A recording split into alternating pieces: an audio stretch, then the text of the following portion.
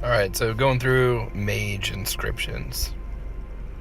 Alright, so for Missile Flurry, I use Rocket Launcher. I always try to keep my targets burning before I use this.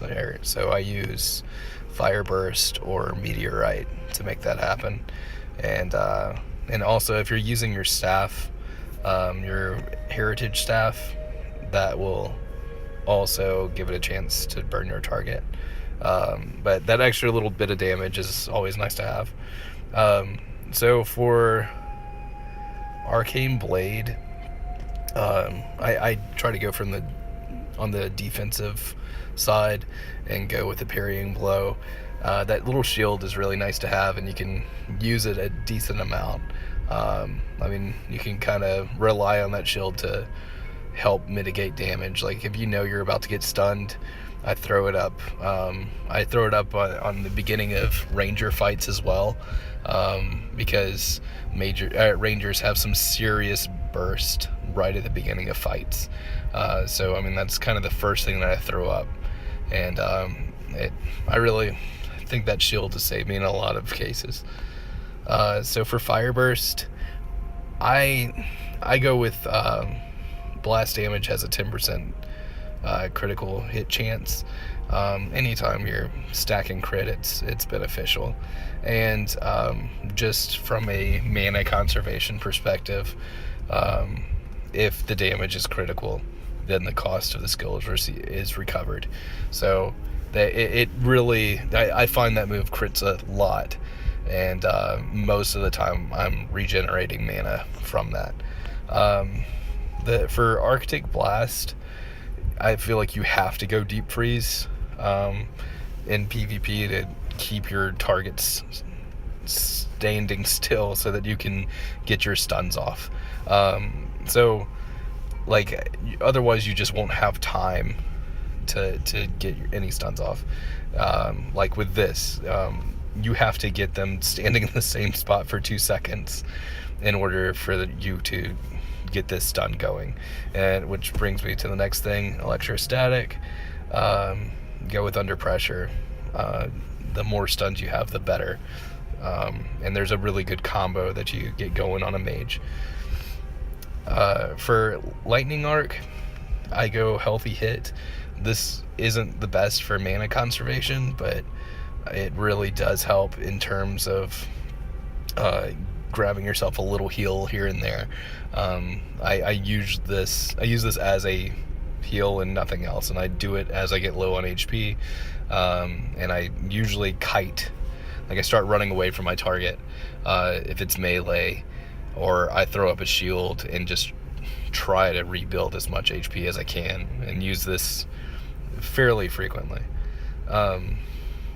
Generally, whenever you use Ice Blink, you're doing it to get away from a target. Sometimes you're doing it to catch up with someone, but I feel like more often than not, you're trying to get away from a melee class. So I like to use this whenever I'm fighting a warrior. I can freeze them for 2 seconds. I run away, and it gives me just an extra couple of seconds to kind of regroup before they come charging right back at me. Meteorite, you gotta go with Space Thump.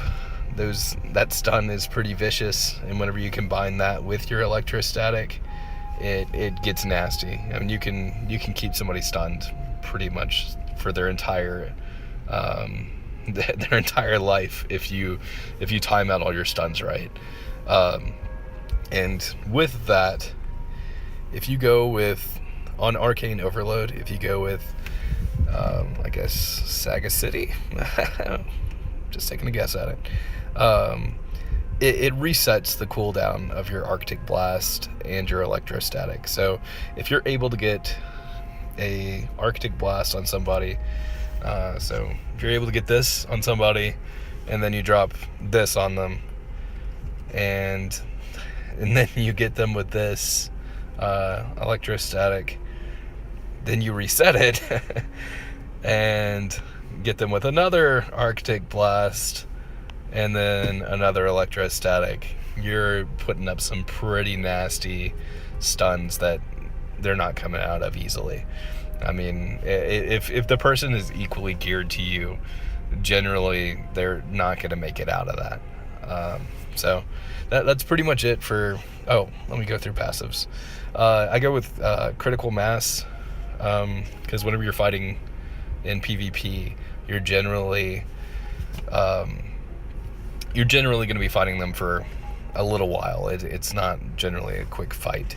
So whenever you deal a critical hit, your target's armor and magical resistance will be decreased by 5% for 5 seconds, and it can stack up to 6 times.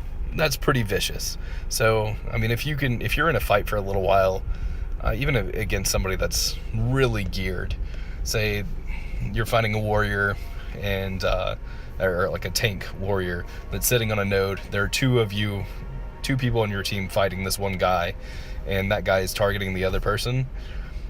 Essentially, you're just building up some mega like damage up against him. I mean, as his armor and magical resistance decrease, you're just really pounding it on him. And for my second, I go for Cosmos Shield. I